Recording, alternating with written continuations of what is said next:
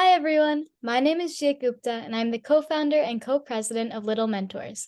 Welcome to Teddy Talks, a platform dedicated to bringing you engaging conversations with remarkable individuals. Today, we are thrilled to have a truly extraordinary guest joining us, Amanda Zuckerman, the co-founder, president, and chief brand officer of Dormify. Under Amanda's visionary leadership, Dormify has emerged as a multi-million-dollar company and groundbreaking brand, revolutionizing the way college students approach dorm room decor and expanding its influence beyond the confines of campus walls. In this episode of Teddy Talks, we have the incredible privilege of delving into Amanda's remarkable journey as the co-founder of Dormify. We'll explore the obstacles she encountered, the pivotal moments that shaped her trajectory, and the invaluable lessons she gleaned along the way. So without further ado, let's get started. Can you share a bit about your journey as an entrepreneur and how you got started with Dormify, and what inspired you to create a brand specifically focused on dorm room decor? For sure. Well, thanks for having me. And what a incredible intro. That was so well written. Thank you so much. Course. Um, so let's see. Going back to high school, I can talk a little bit about what my life in high school was like, what that transition to college was like, and then how Dormify really came to be. So, um, I actually was a competitive cheerleader for most of my childhood. So I was part of a team. I practiced multiple days a week. I did competitions almost every weekend during our season. So I was very dedicated to my sport, and it was outside of school itself. So it was very time consuming.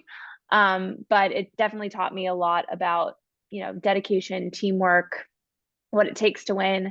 Mhm. And then when I was a high schooler, I continued to cheer for that team, but I also participated in many other things in my high school itself. So I was always interested in graphic design and photography, and it was natural that I would join our yearbook, and I ended up being the editor in chief, and that was really my first leadership role, which definitely was formative. So I worked my way up in different positions as part of that staff to get to that role.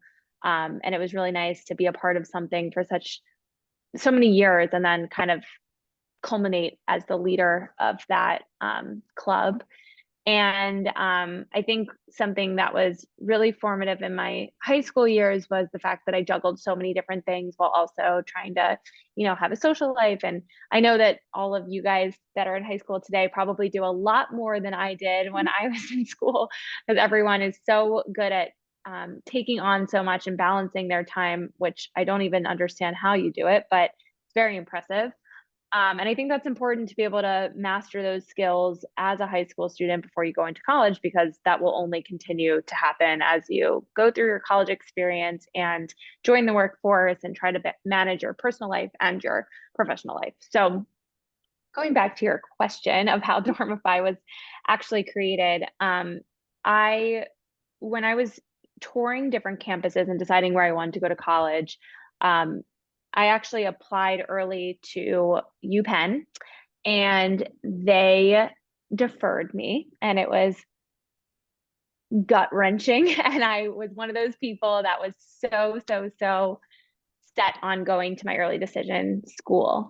So that was one. The reason I bring this up is because I was very much a type A student that wanted to get straight A's, wanted to do really well, wanted to do everything, and I was a perfectionist. And this was one of the first times that I failed, or I thought I failed. But in reality, it was not a failure at all, because it actually made me land in a place that was more meant for me.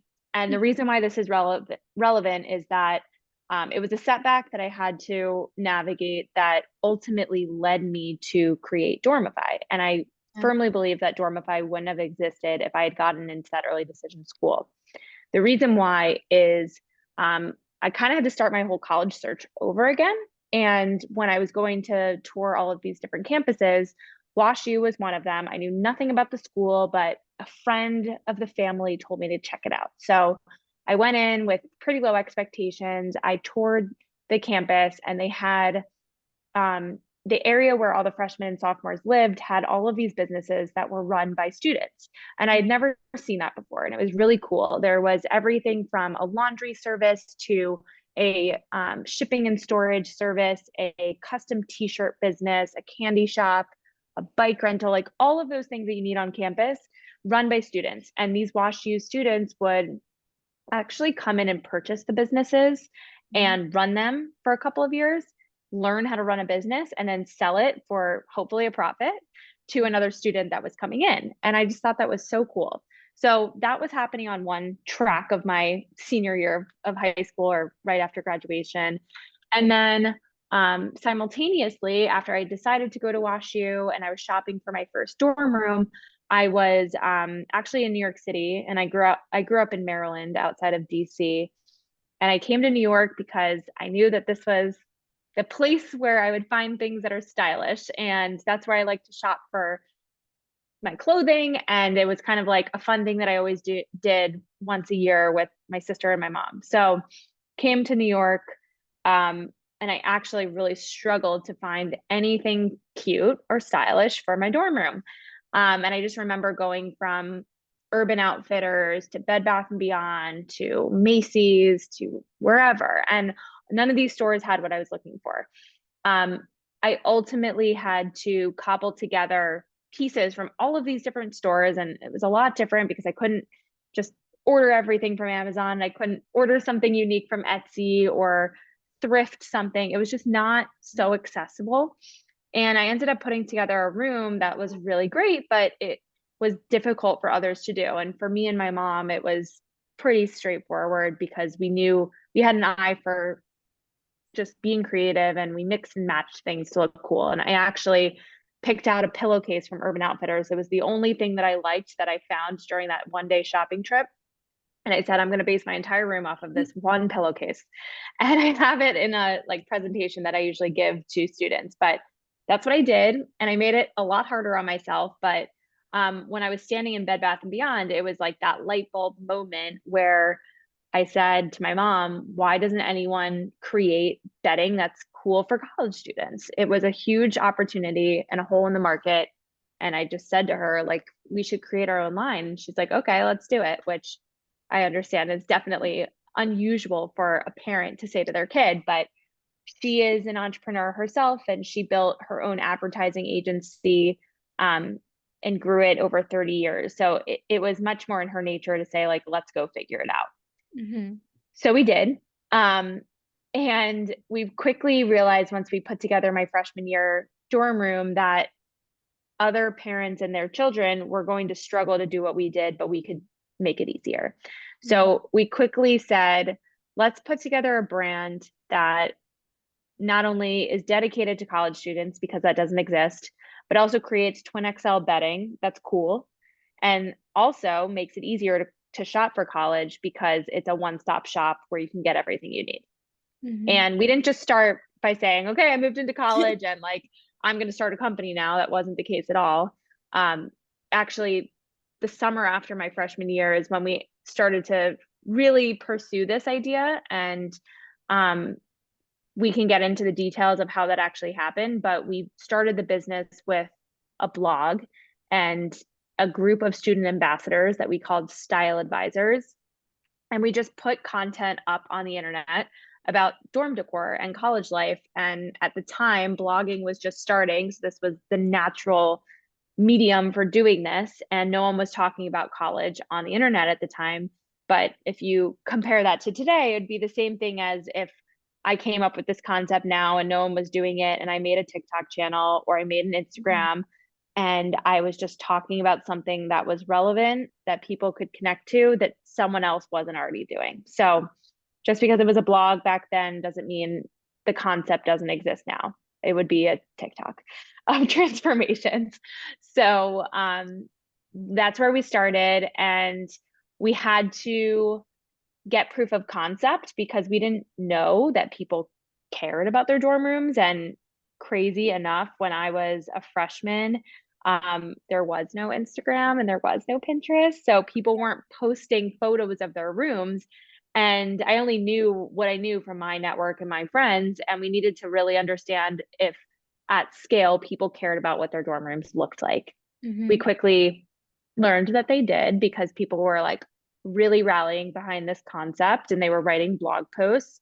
And again, this would be the same thing as someone contributing, you know, and doing like UGC content for my TikTok channel. But we quickly saw that it was catching on and it was something people were interested in. So then the next step was really figuring out how we were going to create product and create an actual shopping experience to make that one-stop shop. And I'll pause there. Well, that's so inspiring. I mean, like learning about how like that light bulb moment transformed into this amazing company is so inspiring. And I know you kind of touched on this a little bit about like user-generated content with TikTok and Pinterest, but if you were a teenager today, do you think you would have gone down the same path or joined the same industry? Like right now, considering the world we're growing up in, especially with like artificial intelligence and all these new innovations. Basically, my question is, if you were growing up in today's world, how would your decision making have changed?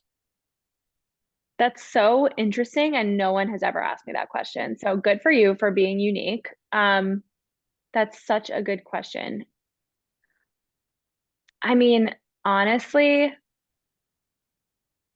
so you're more asking like, would I have, I think my personality probably wouldn't have changed where I was interested in design and fashion and creativity. I wouldn't have just all of a sudden being in this world become more interested in, I don't know, engineering or coding or something. I just don't think so. I think what's different is like so many so many like Gen Zers that I meet, your age group, they Mhm. grew up in a world where like they were creating videos all the time, whether it was on YouTube or just even like experimenting on iMovie, whatever it was. I probably would have been a little bit more crafty and like tactile with how I was expressing myself. Mhm. Um, so I could imagine a world where I um, maybe have the same interests, but I would have like put more efforts towards my own content creation, even though this sounds like pretty superficial. But I probably would have been creating content as an ambassador for other brands and just like been really, really engaged with that world and wanting to go out and make money and make a name for myself, like promoting things. And that just, it, I didn't start doing that like in the way that I probably would have as a younger person. But I do think that the world of um, AI is really interesting. And I know you brought it up, so I'm not just talking about it because you brought it up, but it's changing the world completely. I'm sure you have a lot to say about that. Yeah. But I was definitely both like a right brain, left brain combo type person. I still am, where I was really good at math, but I also had a creative side. So Yeah. maybe that would have been the answer to like fuse together the things that I was really good at, Mhm. where I think the difference between like being good at math and having like a smart like finance brain is totally different. Like that's not Yeah. me at all, but the problem solving aspect of it. Mhm. So I'm going to continue to think about that question because I think it's a really good one, but I'll just leave it at just doing a lot more entrepreneurial and content creator type things earlier on because I just didn't have the tools then. I didn't have a way to like push myself forward and do things at a young age that you guys can. So I think another thing that struck me in like your discussion about your journey was like moving past like the deference from your early school. And I think that's something Mm-hmm. a lot of people in our generation face, like that stinging rejection and fear of failure. But a lot Yeah. of people like once they receive that failure, that's kind of like the moment where like it all kind of like starts going downhill. How do you like how would you suggest people deal with like those types of feelings of self-doubt and fear of failure when you go through, especially in like entrepreneurship in the business industry, when you're constantly facing that? What advice would you Yeah. give to teenagers facing similar challenges? It's also a great question. And honestly, like what I'll say about advice I'll give for a teenager is the same that I'll say for someone my age or older. It really doesn't matter. I think like specific to when you're a teenager, immersing yourself in conversations where you normalize that is really important. So do you know Daniela Pearson, who started Newsette? Have you ever heard of her? I've heard of news that. Okay. She's the founder of Newsette. Wow. is awesome. And she's a few years younger than me. So you should definitely follow her on LinkedIn and Instagram, however you like to consume that type of stuff. But she is always sharing her own personal experience about failure. And she had posted something similar about like when she got rejected from her dream school, and she shared it out, and I shared it from Dormify. And it's just about like sharing these stories so that Yeah. it's heard more widely. Um, I, as a founder, always find myself to feel most, I don't know, at ease, at peace with bad things that are happening when I surround myself with people who are going through similar things. So Yeah. that's what I say is most universal about this, no matter where you are in your journey. As long as you're hearing that other people are going through similar things, whether that's listening to a podcast, following someone on LinkedIn, just like sharing your story and making sure that you're not like confined to what you and your friends experience. Yeah. It widens your perspective. And I personally always feel better when I know that others are struggling with the same things. I'm not the only one that's struggling. And you just have these open dialogues about things that you might have anxiety about or you might be struggling with. And um, you just have a place to talk about it. So it might be a virtual place, it might be a physical place, whether that's in school or like therapy, whatever it is. But I think just hearing from others and making sure that you're participating in conversations that could be valuable to you is important. Yeah, I think that resonates so deeply. And I think we definitely should make failure and rejection a more normalized conversation. And Yeah. I think that's like really my role as like a role model to yeah, the high school and college generation is to like let you know that this is normal. And even though you might feel your success, people define success in different ways, but like you might feel successful today, or I might feel successful today, but there were a lot of bumps along that journey. And I actually, sorry, I didn't mean to cut you off, Gia, but no this worries. might be helpful in just setting the context. I was at a dinner last week and I went to WashU, like I said, and it was 10 people who went to WashU and were all founders of businesses. And we just had like a really intimate, like roundtable dinner. And someone said something really important where like it was an entrepreneur who's, over 70. So she's been through a lot. And she's like, everyone thinks that it's this graph that goes like this, and it's Mhm. just upward. And they don't tell you about all of this Yeah. that happens along the way. And that's just the reality. And even the simple visual of that, like, even for me, I was like, you're so right. Like, let's Yeah. talk about the this because it all happens to everyone. So, Yeah, I think that's so powerful. Like the journey is so non-linear, and a lot of times, especially on social media, people see the ending, the beginning, and not really the in-between. So making sure that's exactly. so important. Exactly. Yeah. So another thing that I wanted to kind of connect to what you were talking about is how, especially for teenagers, they're going on like this journey of discovery, finding what they're interested in.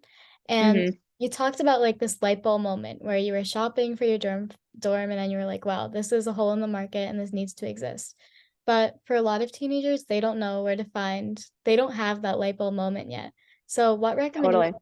would you give to like teenagers still discovering what they want to do, and like how would you like if they're searching for that light bulb moment, trying to figure out like what do I want to do? What do I want to like direct my life towards? What is my journey? What advice would you give?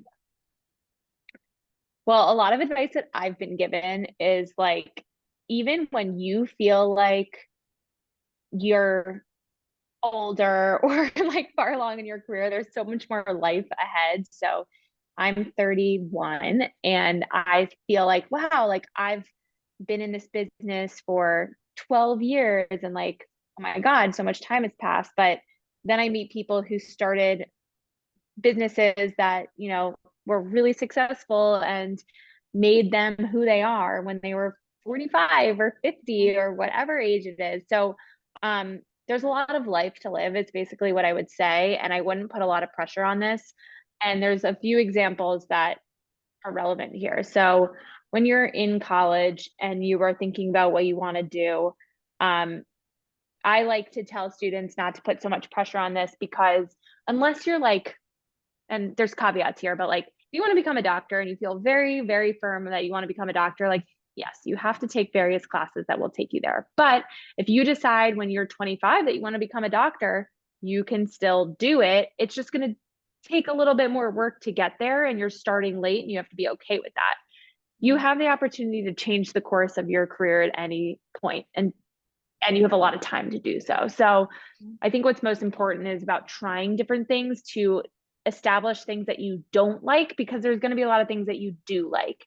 So that's why I always say, like, when you are even in high school and in college, try as many internships as possible, whether that's being a brand ambassador or it's doing a part-time internship during the semester or during the summer, or even just a summer job. Like, as many things as you try will start to show you what you don't like. And the process of elimination is a lot easier to grasp onto than like, what's the one thing that I want to do?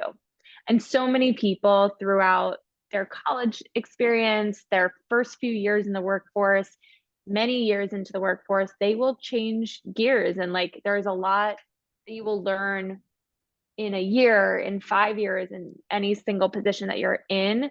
So bottom line is, don't put too much pressure on this. And the best advice I can give is to try different things, or at least educate yourself on different roles. It's like almost less about industry and more about roles. So figure out what you're good at. And especially when you're um, experiencing different internships and jobs, it might be in different capacities, it might be in different industries. But I think the most important thing that you can take away is the manager or the boss that you have, like, get feedback from them, understand what you're good at. If you're someone who's really good at selling stuff or like customer facing things, whether that's at a cashier or something else as a brand ambassador, like, you can take that inherent quality or characteristic about yourself and take it to so many things. So if you're like, wow, like, I actually really enjoy interacting with people, I really enjoy making relationships,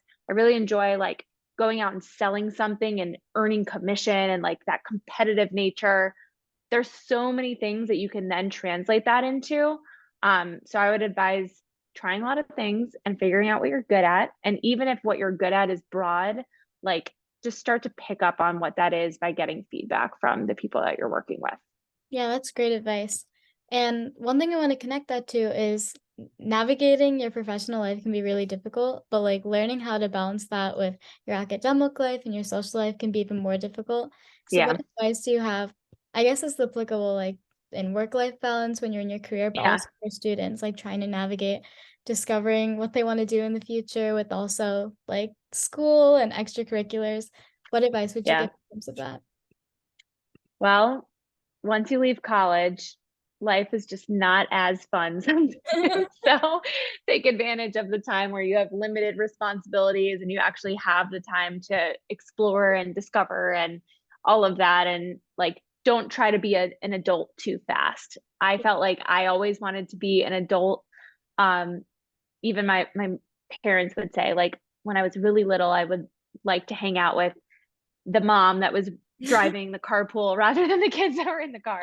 But I was thinking originally about going to NYU, and I wanted to come to New York City as a freshman, and that would have just like fast forwarded me too much. And I really value my college experience because I met diverse people. I went to a city that was completely new. I learned how to live in a different culture. I learned how to interact with people that were unfamiliar.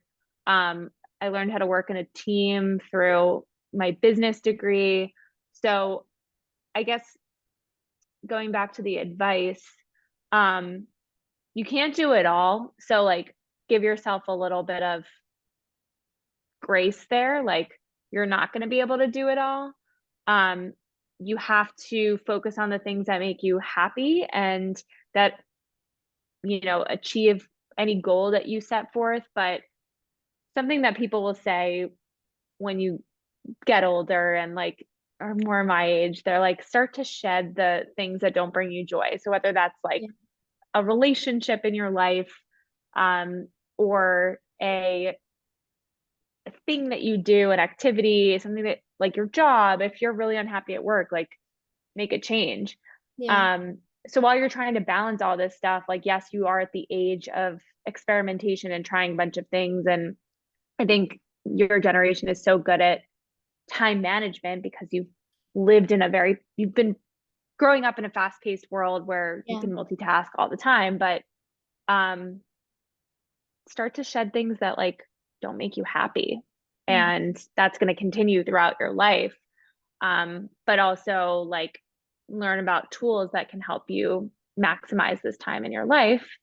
Um, and you have like peers and teachers and parents and siblings to help you do that that are older and wiser. But yeah, I don't know. Like, how do you feel about that?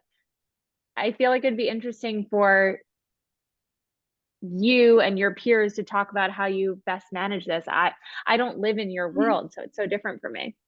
Yeah, I mean, in terms of like what I do, I think I just like try to figure out what my priorities are on every given day. I mean, every day is Yeah. different.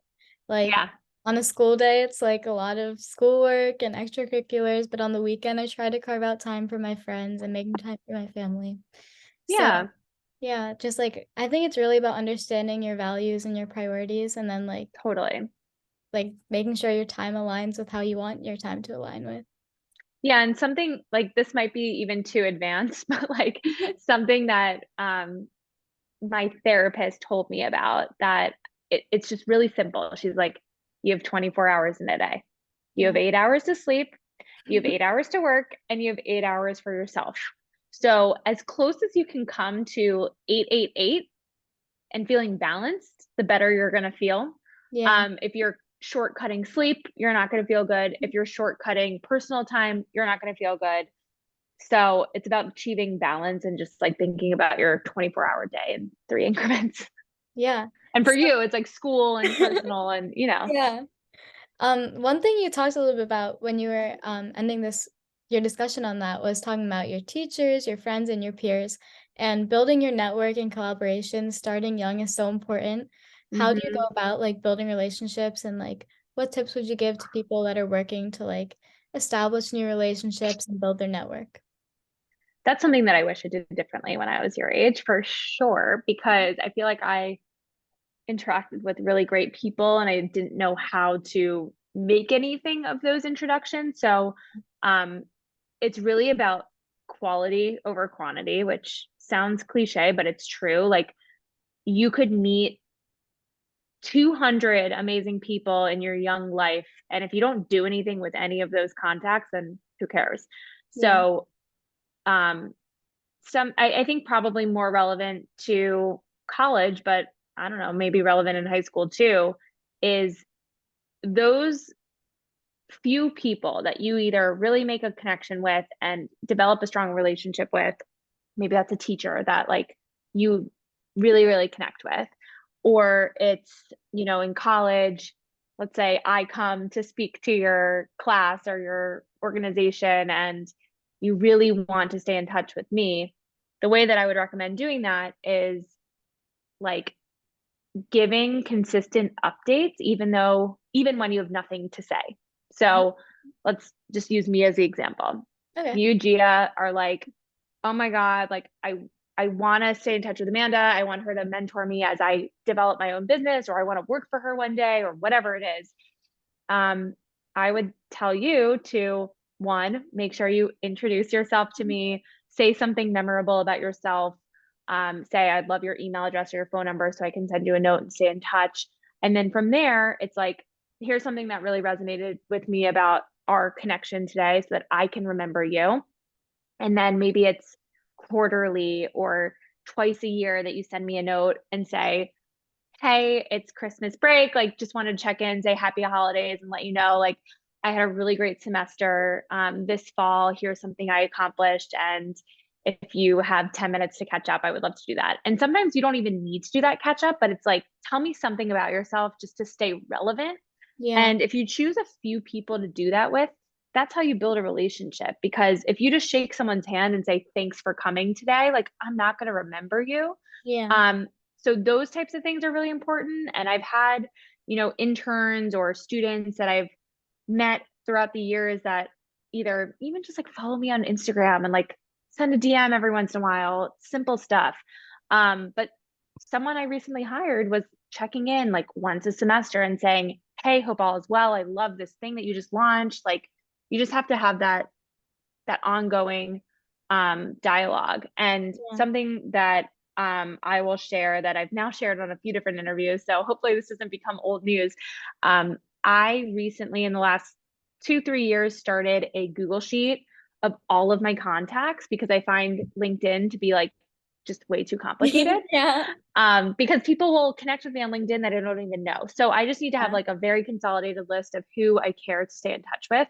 So those people that you meet, whether you kind of mark them as your VIP like connection that you really want to hold on to, Yeah. or anyone, write their name down, their contact info, how you met them, if someone introduced you or whatever it was, and when you met them, and Yeah. just keep track of it. That's so smart. I And know. I wish I did it like 10 years ago. I know we're running out of time, so I wanted to end off with my last question. Sure. As a teenager, it can be really intimidating, whether you're going in the business world or just like if you have really big goals and dreams, like getting started. So, what advice would you give to young, inspiring teenagers who are unsure of where to begin, but have really big ideas and dreams of things they want to do? Okay. So many things. So one thing is if you are someone who is like, I am a big dreamer and I want to be a CEO and I want to run my own business and I don't have an idea, Yeah. that's okay. Like, one, don't force an idea. Two, your concept, whatever your idea is that you come up with, whether it's something that you just happen to experience or you really come up with something, like make sure you're solving a problem. Yeah. So it don't force a problem, come up with a real problem that people are facing. And college campuses are a great place to discover problems. Mm. So talk to people, like really understand things that they struggle with. And that might be a good way to hone in on a solution that you can come up with, but don't force it.